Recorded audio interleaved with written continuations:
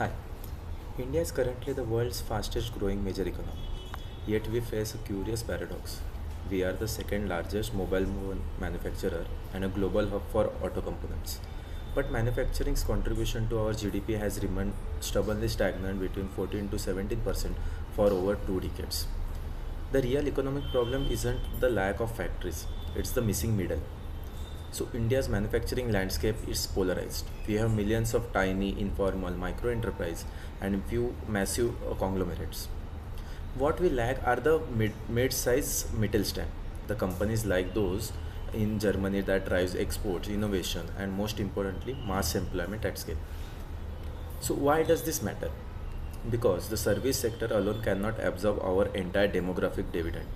To employ the 10 million youths entering the workforce annually, we need a robust industrial base. Historically, our license Raj legacy and the complex labor laws created a fear of growing large. Small firms often choose to stay small to avoid regulatory cholesterol.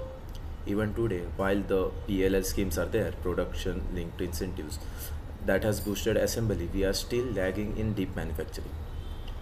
The actual creation of high value components like semiconductor and specialized chemicals. To fix this, we need a two pronged approach. The SME growth.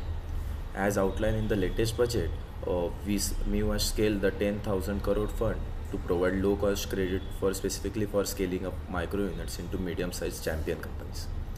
And second is logistic revolution. We must hit our target of reducing logistic cost from 14% to 8% of GDP by 2027 through Gati Shakti Master Plan.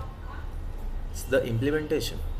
So the timeline is like from by 2026-27 complete the nationwide implementation of simplified labor codes.